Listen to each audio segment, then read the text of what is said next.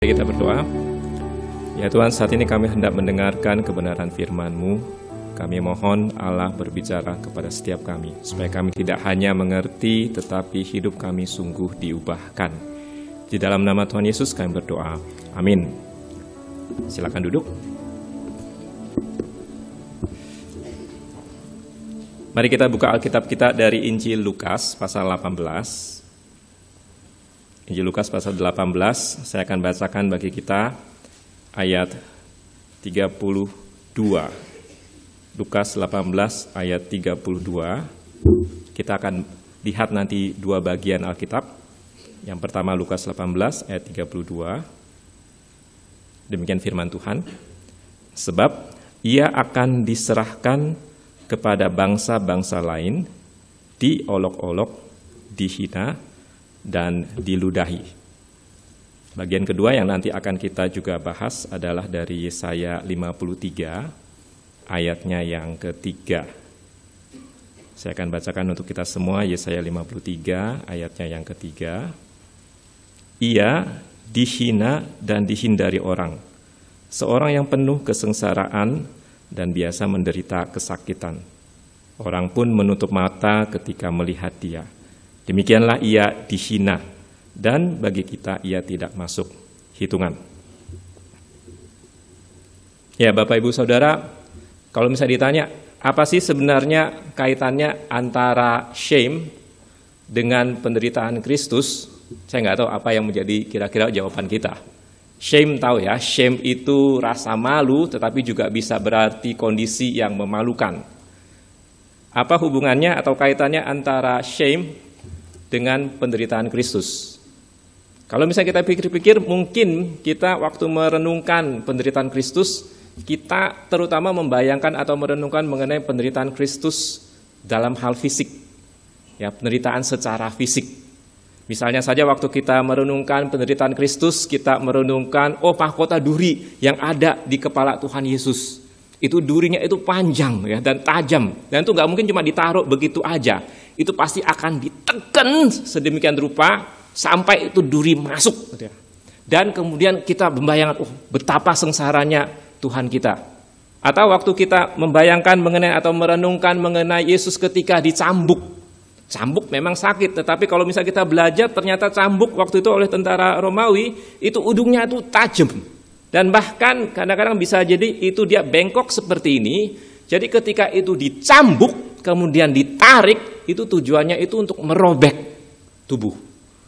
Dan kita berkata, betapa sengsaranya penderitaan Tuhan kita Yesus Kristus. Kita bisa lanjutkan itu juga dengan penderitaan Yesus disalib ketika dipaku dengan paku yang sangat besar, kemudian dipalu tangannya, dipalu kakinya, kemudian waktu diangkat di kayu salib, itu beban tubuh Tuhan Yesus itu ada di situ. Dan kita berkata, betapa sengsaranya penderitaan Tuhan kita Yesus Kristus. Itu semua benar. Tapi kalau kita lihat di Lukas 18 tadi, penderitaan Tuhan Yesus itu nggak cuma terbatas pada penderitaan fisik. Penderitaannya itu jauh, nggak cuma sekedar fisik. Itu keseluruhan. Nah, hari ini kita mau cari tahu, ini maksudnya apa? Kenapa ada pernyataan seperti ini?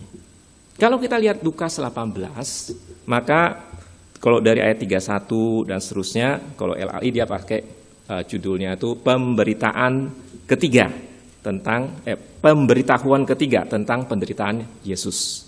Berarti sebelumnya ada berapa pemberitahuan? 2, pinter. Ya, pemberitahuan yang pertama itu di Lukas 9:22, isinya cuma 3 hal. Yesus akan diserahkan, Yesus akan dibunuh, Yesus akan pada hari yang ketiga bangkit. Pemberitahuan yang kedua di Lukas 9:44 bahkan lebih singkat lagi. Cuma mengatakan bahwa Yesus akan diserahkan. Nah, pemberitahuan yang ketiga ini yang terakhir, inilah yang paling detail, paling panjang, dan paling grafis. Karena di sini Yesus bilang kita akan ke Yerusalem. Dan di sana baru dikasih tahu apa saja yang terjadi. Memang dikatakan ada bagian mengatakan mengenai penderitaan fisik Tuhan Yesus. Tapi itu cuma di ayat 33. Yang diangkat adalah mereka akan mencambuk. Dan kemudian setelah udah membunuh dia. Ya. Tetapi di ayat 32 yang kita baca tadi itu bukan penderitaan fisik. Kita lihat ya. Sebab ia akan diserahkan kepada bangsa-bangsa lain. Kemudian ia akan diolok-olok. Permisi tanya, kalau misalnya diolok-olok sakitnya di mana? Ada yang sakitnya kalau misalnya diolok-olok, ada yang pernah setelah diolok-olok masuk ke rumah sakit, diinfus? Gak ada kan? Sakitnya di mana? Di sini. Di mana hatinya? Oke, di sini. Ya, itu liver. Di mana? Di sini gitu ya. Diolok-olok itu maksudnya apa sih? Yang punya pengalaman? Diolok atau mengolok? Diolok-olok itu diapain sih? Apa? Anak STT nggak pernah diolok-olok ya? Oh, nggak pernah ngolok ya? Diolok-olok tuh hampir sama kayak diejek, gitu ya. Diejek, dipermainkan, dibuat menjadi lucu-lucuan. Itu diolok-olok. Dan itu yang dihadapi oleh Tuhan Yesus. Memang nggak begitu jelas apa yang jadi bahan olokan. Tetapi misalnya kalau kita baca kisah penderitaan Tuhan Yesus, itu kadang-kadang terjadi, ditulis Herodes ngolok-ngolok. Kemudian orang tentara Romawi juga ngolok-ngolok. Misalnya Yesus ditutupin kepalanya, kemudian dipukul kepalanya, kemudian bilang, ayo nubuat, siapa yang mukul? Itu kan dijadikan bahan lelucon.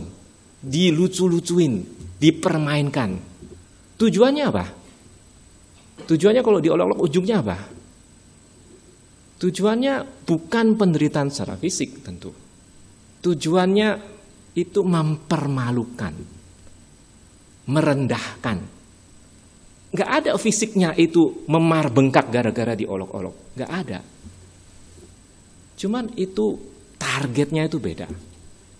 Setelah diolok-olok apa? Dihina. Dihina itu apa? Diolok-olok. Memang agak mirip-mirip ya. Dihina itu apa? Direndahkan. Bisa juga ya. Jadi dihina itu biasanya lebih ke semacam verbal abuse. Jadi kata-kata yang dipakai, kata-kata yang kasar, tujuannya itu untuk merendahkan.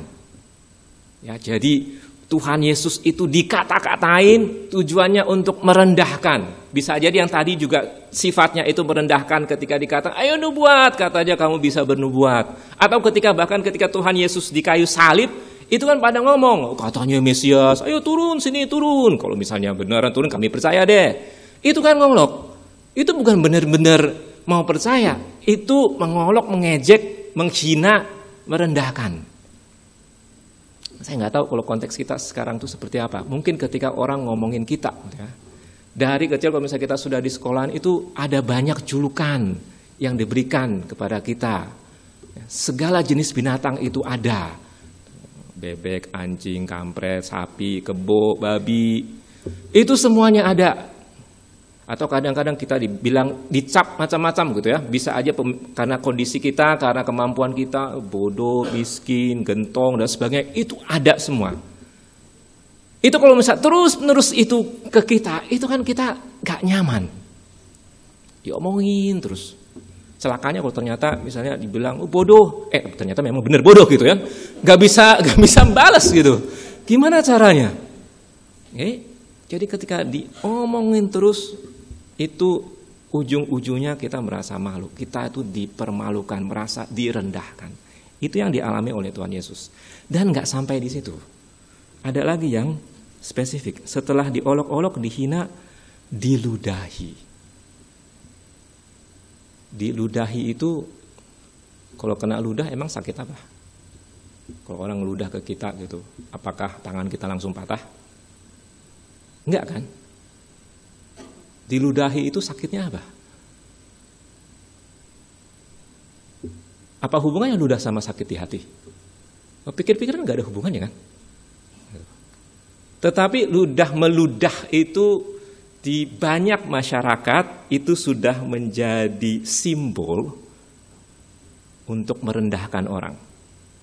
Ya. Ludahnya sendiri mungkin nggak apa, kecuali kalau misalnya dia sakit parah, gitu ya, COVID yang meludah kita kena. Tetapi ludah sendiri ya udah gitu.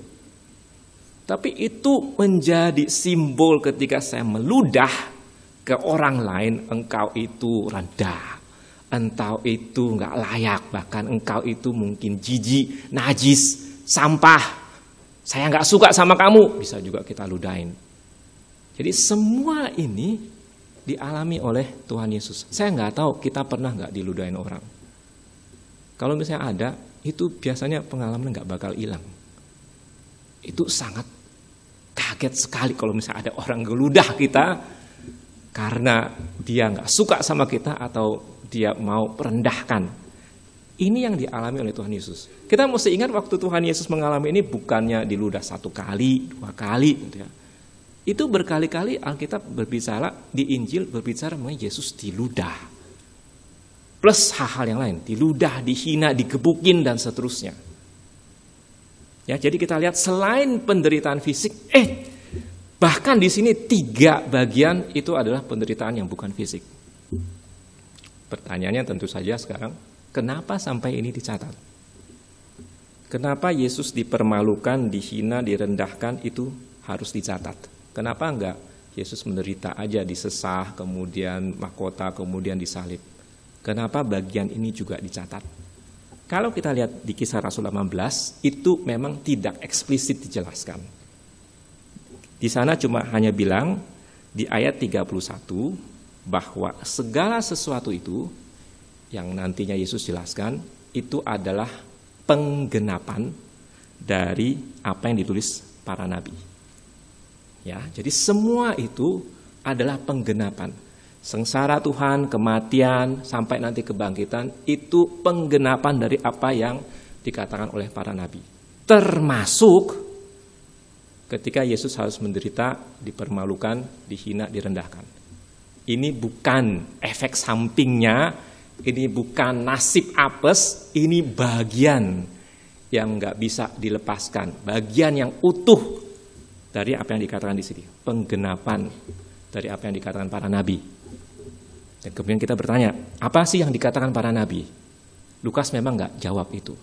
Tetapi salah satu ayat atau bagian Alkitab yang sering dipakai untuk menjelaskan apa sih yang sebenarnya terjadi dengan Kristus, apa sih maknanya kematian Kristus. Salah satu ayat yang atau bagian yang sering dipakai itu adalah pembacaan tadi, Yesaya 53. Jadi kita akan minta bantuan dari Yesaya 53 untuk membantu kita menghayati.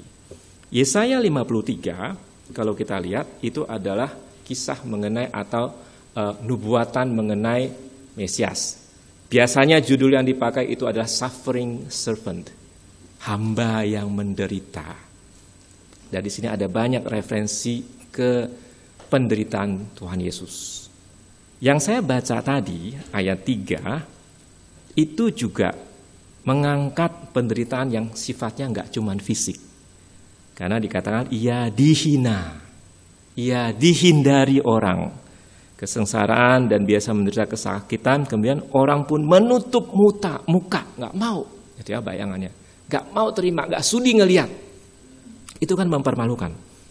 Demikianlah ia dihina. Dan bagi kita ia tidak masuk hitungan. Tapi kita harus baca lagi ayat berikutnya untuk tahu penjelasan kenapa semua ini dialami. Ayat 4, sesungguhnya penyakit kitalah yang ditanggungnya dan kesengsaraan kita yang dipikulnya.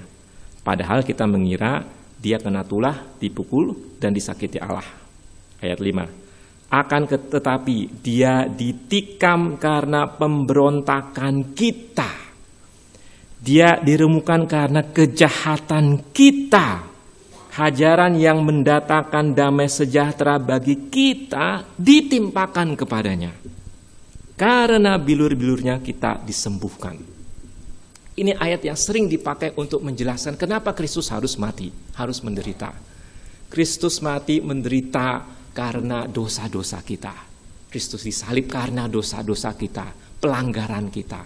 Kristus mengalami semua itu menggantikan kita.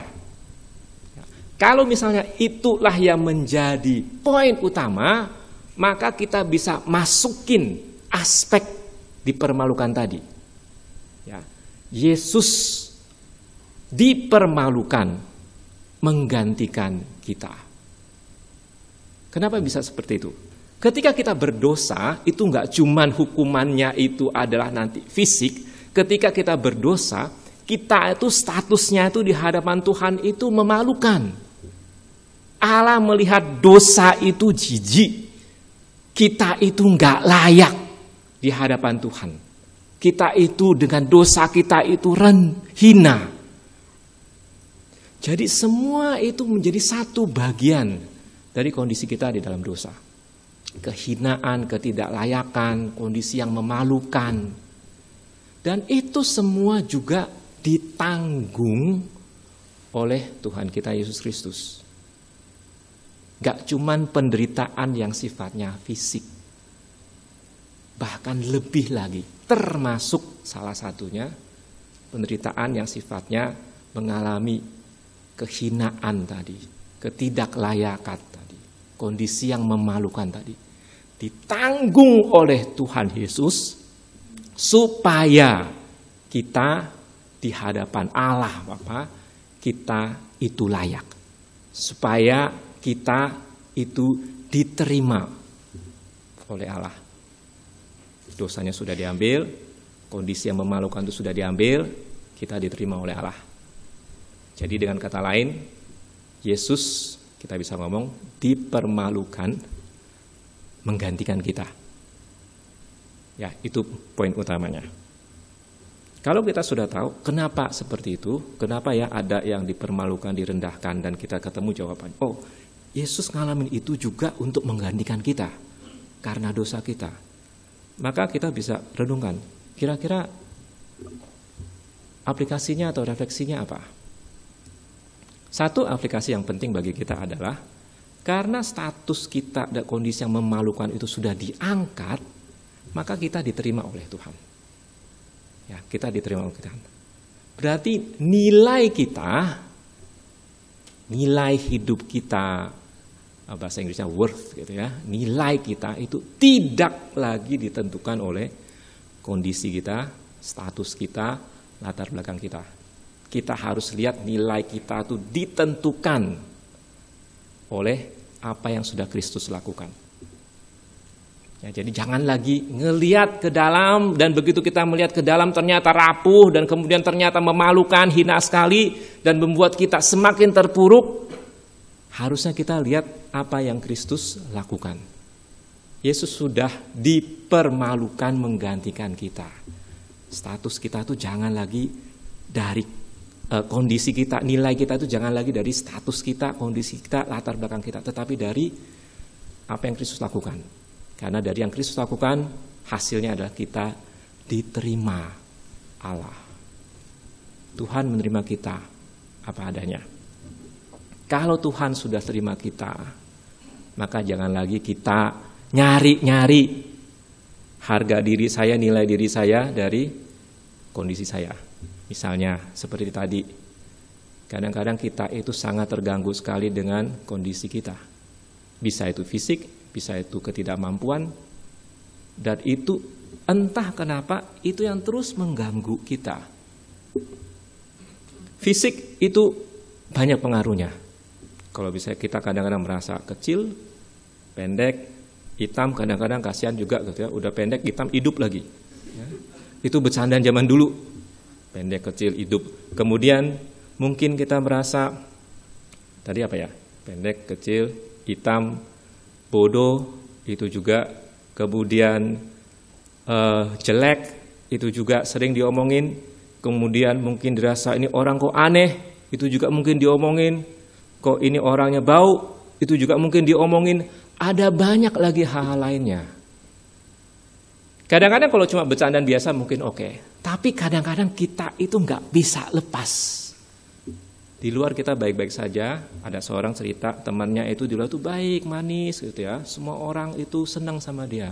Tapi begitu cerita itu dia nangis. Kenapa? Karena dia nggak tinggi. Dia merasa itu memalukan sekali. Itu adalah akhir dari segala-galanya. Cuma gara-gara masalah tinggi badan. Orang lihatnya baik-baik aja. Orang lihatnya dia melayani Tuhan. Tapi begitu sendiri diceritain nangis habis-habisan. Kenapa? Statusnya dia taruh di harga diri atau nilai dirinya dia taruh di kondisi dia. Kadang-kadang itu juga yang ada dalam kita. Mungkin kita jadi overthinking, kita mikir sendiri gitu ya. Gimana caranya nanti kalau saya pendek, kecil, jelek, hitam dan sebagainya. Kemudian ada nggak ya mau sayang sama saya? Ada nggak ya mau saya melayani mereka? Bisa nggak ya saya jadi hamba Tuhan? Itu mungkin pertanyaan muncul. Bisa jadi dari kita, bisa jadi memang ada orang yang ngomong itu ke kita. Lu bodoh, gimana caranya mau jadi hamba Tuhan? Bisa jadi itu dari setan. Supaya kitanya makin lama makin iya ya gimana caranya ya. Akhirnya kita bukannya ngelihat ke Kristus, kita semakin terpuruk melihat ke dalam. Ingat, Kristus sudah mati. Kristus dipermalukan menggantikan kita. Status kita itu, kondisi kita, nilai kita itu bukan dari dalam lagi. Kita harus lihat apa yang sudah Kristus lakukan. Allah sudah terima. Bodoh, betul mungkin kita bodoh. Jelek, kita menjadi Kristen nggak langsung menjadi cakep gitu ya. Nggak ada seperti itu, janji seperti itu. Tetapi Tuhan bisa pakai yang dianggap lemah di dunia untuk kemuliaan Tuhan. Jadi jangan lagi malu, kemudian depresi dengan kondisi kita. Lihat apa yang sudah Kristus lakukan. Contoh yang kedua, yang juga mirip-mirip ada nggak cuma kondisi kita, mungkin kondisi keluarga kita. Saya dulu belajar di psikologi dan salah satu yang selalu menjadi isu utama hampir semua masalah psikologis keluarga. Hampir selalu. Jadi kalau misalnya ditanya ada yang ngomong-ngomong curhat, salah satu pertanyaan pertama yang ditanyakan adalah keluarganya gimana. Karena hampir semuanya dari situ.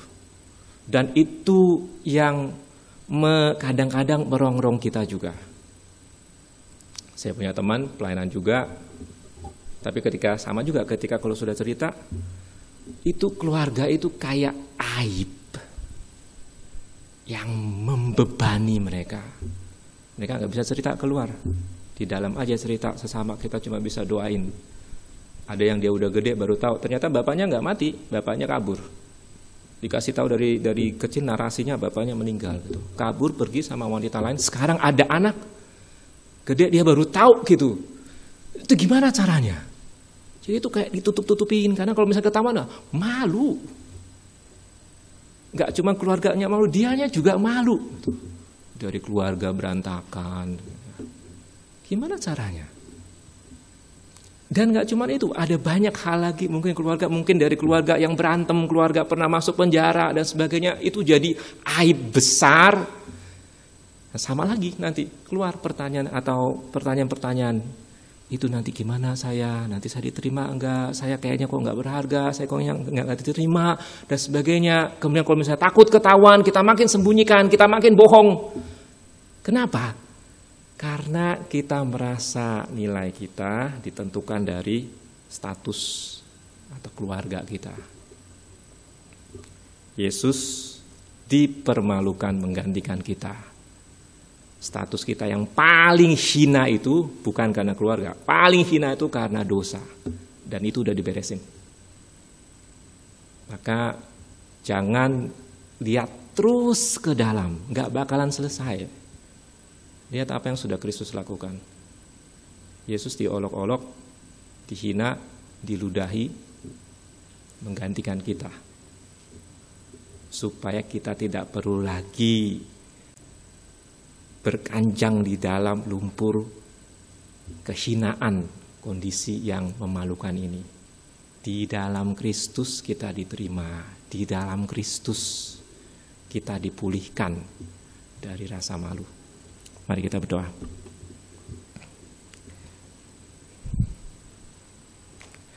Ya Tuhan, Engkau yang mengetahui kondisi kami, hal-hal yang ada di pikiran kami, pertanyaan-pertanyaan yang terus muncul di benak kami, ketakutan kami, rasa malu kami, mungkin karena kondisi kami, kapasitas kami, status kami, keluarga kami. Tolong kami untuk ingat Kristus mati menggantikan kami. Kristus dipermalukan menggantikan kami.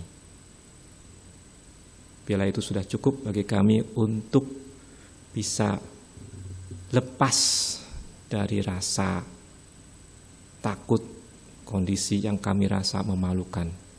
Karena Allah sudah menerima kami apa adanya. Bahkan Allah mau memanggil kami untuk melayani Tuhan, terlepas dari kondisi kami. Terima kasih ya Tuhan untuk firman Tuhan-Mu ini. Biarlah firman-Mu terus berbicara. Di dalam nama Tuhan Yesus kami berdoa. Amin.